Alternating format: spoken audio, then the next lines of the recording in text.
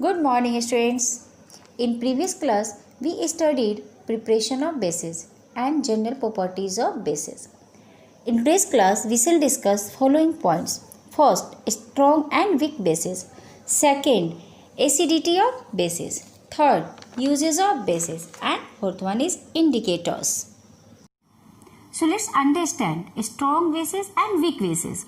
Actually, the strength of a base is determined by the amount of hydroxide ions present in that base, which provides when dissolved in water. So on this basis, we can say some of the bases when dissolved in water get almost completely dissociated to provide hydroxide ions. So these bases are said to be strong bases, and we all know that the bases which are completely dissolved in water, they are said to be alkalis also. For example, sodium hydroxide and potassium hydroxide, they are strong bases. But there are some bases which when dissolved in water get only partially dissociated to give hydroxide ions. These are said to be weak bases. For example, magnesium hydroxide, ammonium hydroxide, they are said to be weak bases. Now we have to understand what property do bases have in common. So let's understand it. In the aqueous solutions of bases produce hydroxide ions. The solutions of bases also conduct electricity. Why? Due to the presence of ions in it. But substances like ethanol and glucose, sugar, they don't conduct electricity. Why? Because they don't have hydroxide ions, or simply you may say any kind of ions. So they can't conduct electricity. So the ability to form ions in their aqueous solutions is the common property of bases. Now move on to acidity of a base. The acidity of a base is defined as the number of hydroxyl groups present in a molecule of the base. For example, sodium hydroxide NaOH, potassium hydroxide KOH, and ammonium hydroxide NH4OH. They all have only one hydroxyl group in them.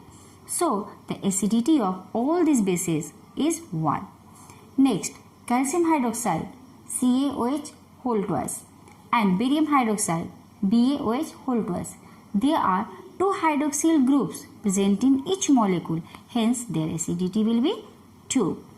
Now similarly, the acidity of iron hydroxide and aluminum hydroxide, iron hydroxide FeOH whole 3 and aluminum hydroxide AlOH whole 3.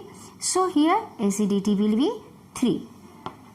So we can say the base containing one hydroxyl group in a molecule is said to be monoacidic base.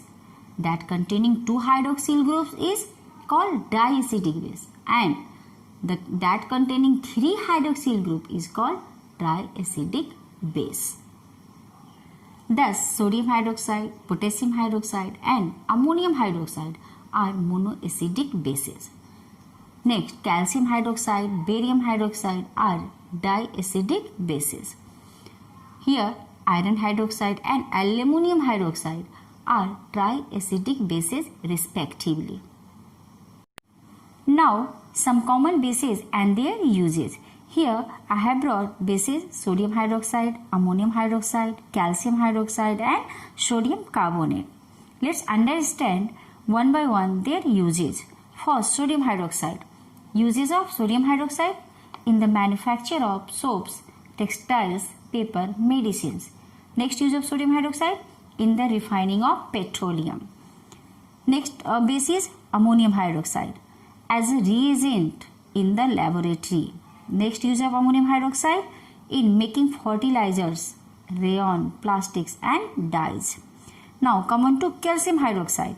Uses of calcium hydroxide in making bleaching powder. It is very important in whitewashing, in removing acidity of soil.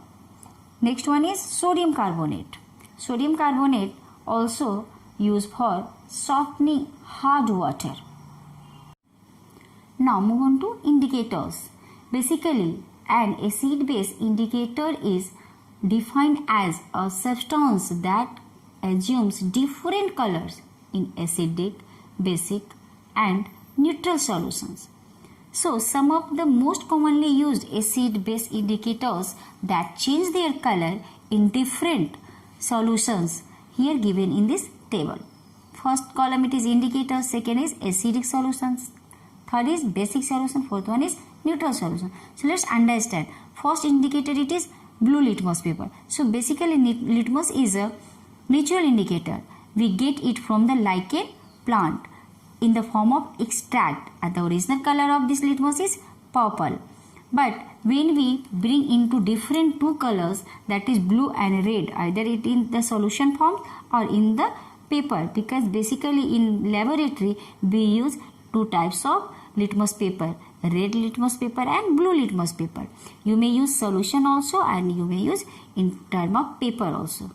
So here blue litmus solution or paper in acidic solution turns into red, and in basic solution no change in color, and in neutral solution no change in color.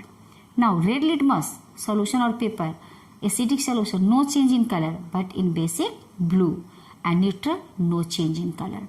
Methyl orange turns red in acidic solution and basic solution yellow in color, and in neutral it gives orange color.